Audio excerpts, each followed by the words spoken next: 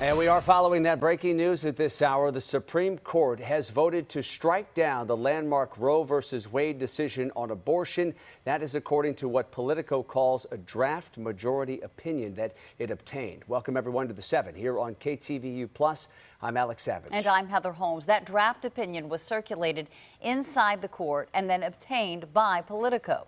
And in it, Justice Samuel Alito says the 1973 decision guaranteeing federal constitutional protections of abortion rights must be overruled. Justice Alito went on to criticize the 1992 decision, Planned Parenthood versus Casey, which upheld the right to an abortion. The majority draft was written in response to the Mississippi case, which bans most abortions after 15 weeks of pregnancy. And Justice Alito writes in that draft opinion, quote, Roe was egregiously wrong from the start. Its reasoning was exceptionally weak, and the decision has had damaging consequences. Okay, joining us now to discuss again this draft decision is UC Hastings law professor David Levine. David, thank you so much for joining us tonight.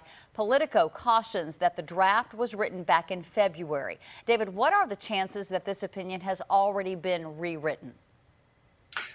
Well, it certainly has been redrafted, because what happens is the person assigned the majority draft will write it and then circulate it to the others, and everybody has the opportunity to weigh in to say, I don't agree with this or that. Can you change certain things?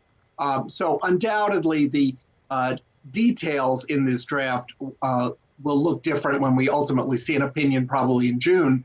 But the core of it is probably what we will see when it comes out officially. Obviously, a stunning leak here from the High Court. How unusual is it for one of these draft opinions to be made public before a final vote has been taken? Alex, I don't think we've seen anything like it before. Every once in a while, a little hint will come out, which itself is unusual because the Supreme Court is notoriously buttoned up from top to bottom. And so the idea that a draft opinion would have been given to a reporter is really stunning. Okay, now neither Fox News nor we here at KTVU or KTVU Plus have independently verified this opinion. But David, if Roe v. Wade is in fact overturned, what are the implications?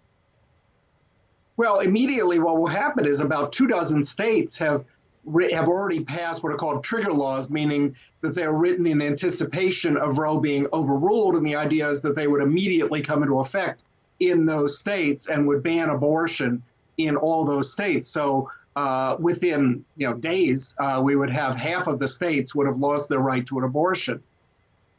Can you explain a little bit about the significance of these draft opinions? After the justices heard their arguments earlier this year, then they wrote down this draft opinion. How much does it mean when they write down these draft opinions? Well, what happens is that at the end of the week in which a case is argued, the justices agree essentially to decide who is going to write which opinion, who will take the initial draft. And in this case, probably what happened is that Justice Thomas, who would have been known to be the senior justice in the majority, chose to assign this opinion to Justice Alito, and then Justice Alito would have distributed a draft. Now, we don't know if this was the first draft or not.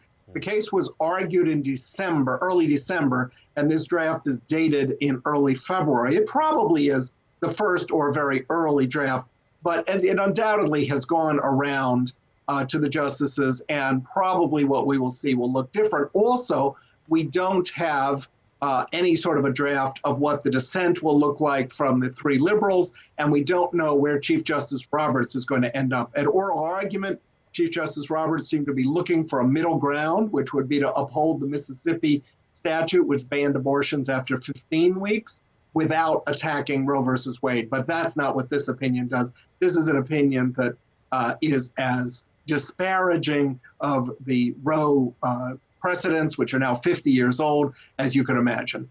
And again, as we wrap up this conversation, David, you do not expect the overall theme of the opinion, meaning a striking down of Roe v. Wade, from changing from what we see in this draft decision to the ultimate decision that we expect to hear later on in the summer. That would be extremely unlikely, Heather, based on the oral argument, based on what this draft looks like. Maybe it will get toned down, but I think the basic headline, which is that Roe versus Wade will no longer be the law of the land, is probably the headline we're going to see, let's say, 4 to 6 weeks from now. Yeah, well, huge news coming out of the High Court tonight.